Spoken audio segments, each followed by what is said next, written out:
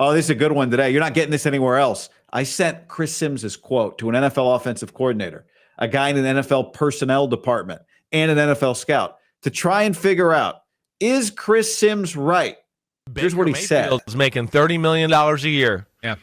Nobody in football would take Brock Purdy over Baker Mayfield. Nobody. Yeah. Right? So that's got to be coming too. He's another guy that I would imagine that would pass Brock Purdy up here in the next few years if he continues to do what he's doing. Okay, nobody's taking Brock Purdy over Baker Mayfield, says Sims. Here's what the NFL front office guy said. After last season, I'd be inclined to agree with Sims.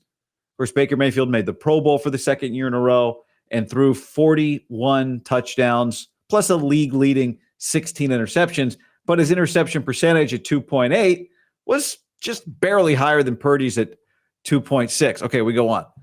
Baker's more talented. Purdy's won more games. Now, and by the way, before we nitpick that, Baker, over the course of his career, has won more games. But he's saying, the percentage, like Purdy has won at a higher percentage and played in bigger games. An NFL offensive coordinator, would everybody take Baker over Purdy? No, they're fairly comparable. Baker has more arm talent.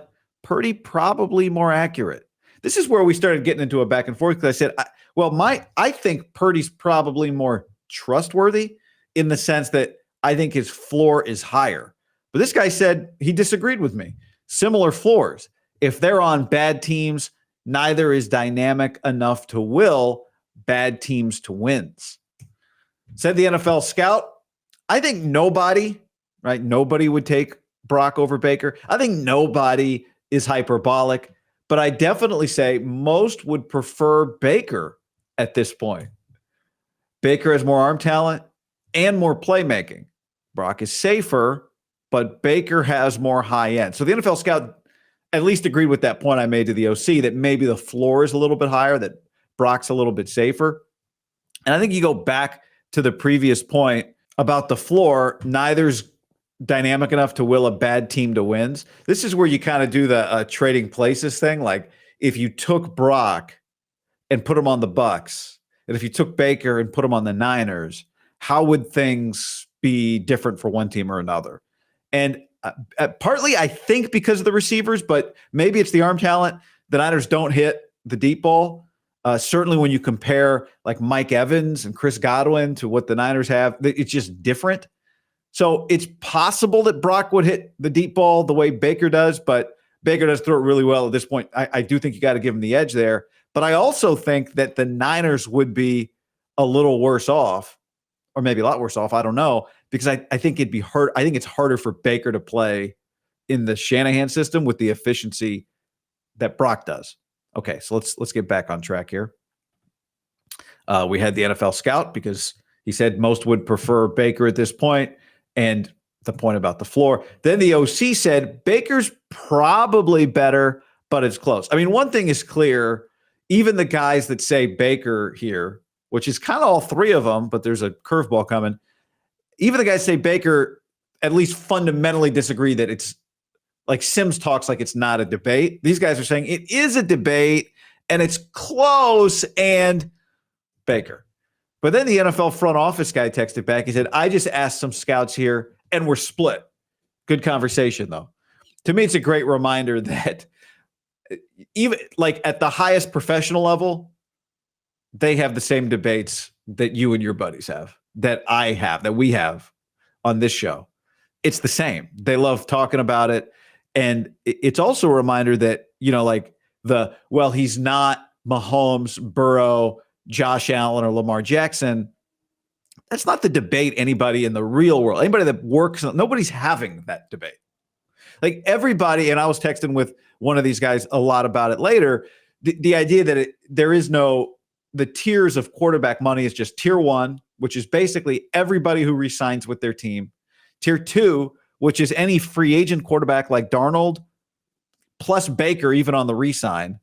And tier three, which is backup quarterbacks, which, the other thing Baker here, Mayfield's the second part of what Sims said. A year. Yeah. Nobody in football would take Brock Purdy over Baker Mayfield. Nobody. Yeah. Right? So that's got to be coming too. He's another guy that I would imagine that would pass Brock Purdy up here in the next few years. He's talking about money. Right? He's saying he's another guy I would imagine that would pass Brock Purdy up in the next few years. He's talking about money. Maybe. I mean, the other part of this is that Brock is coming out of his third year in the league. Baker's been in the league. Baker's 30. Baker turned 30 last month. So maybe Baker's due. Everyone kind of is talking like, oh, Baker's going to be due for a big contract. Maybe, because it's true. Like any guy who re-signs with his team, with the exception of Baker's last contract, gets tier one money, like top 10 NFL quarterback money. Baker didn't.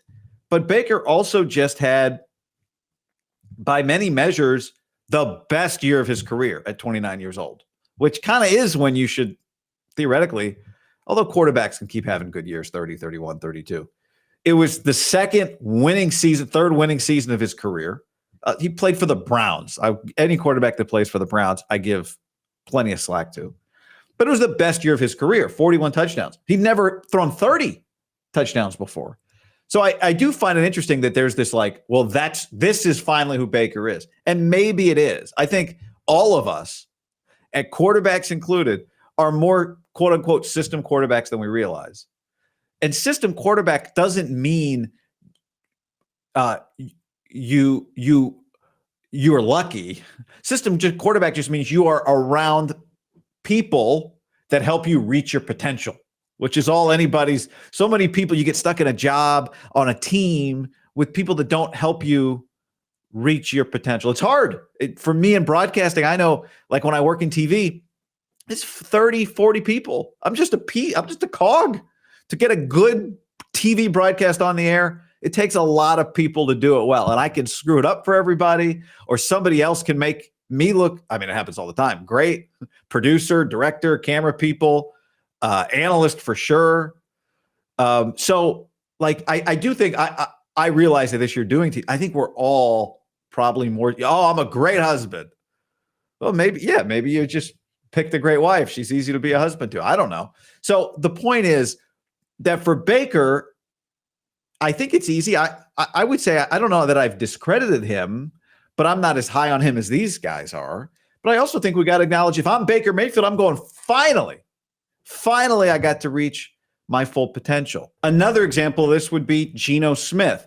PFF put Brock Purdy 11th in their quarterback ratings. They actually had him ahead of Baker Mayfield, but behind Geno Smith. That was the surprising thing to me on their list. Mahomes, Burrow, Allen, Jackson, Allen, the top four. Jalen Hurts, I think that got a lot of attention, surprising. Jaden Daniels, what's not to love, but do it again. Inexperience is what's not to love. Like, keep doing it. Stafford, Herbert, Goff, Geno, Brock, Love, Mayfield, Stroud. Now, I think, and I've said it, I think Brock I'd have him ahead of Goff. But after last year, Goff, I get it, got to be ahead. But the one on this list that really stands out to me is Geno Smith. Geno's another guy who's been constantly trying to find his spot. Now, he did it in Seattle for a minute, and for half a year, he looked like an MVP candidate. And then, the clock struck midnight. So I think it's nuts. I think it's crazy to have Geno ahead of Brock Purdy. But here's the thing. This year, Geno Smith is going to play for an offense and an offensive coordinator with Chip Kelly that really understands how to be a run-first team with efficiency, and he's got Ashton Genty who can catch the football. I bet Geno I do think Geno's going to have a good year this year, because I think he's going to be really efficient, because they know how to run the football.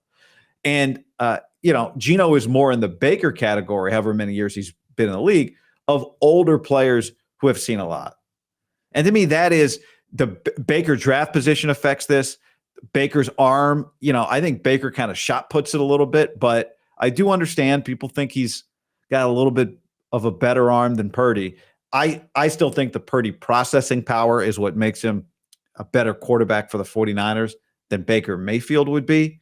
So I disagree with this, and ultimately everybody disagreed with Sims in saying it's no debate. Now, the one thing, if I gave Sims the benefit of the doubt here, and I don't think this is what he was saying, it's possible he was saying at $30 million, everybody would take Baker at $30 million over Brock at 53. But I don't think that's, I think he was just saying everybody would take Baker.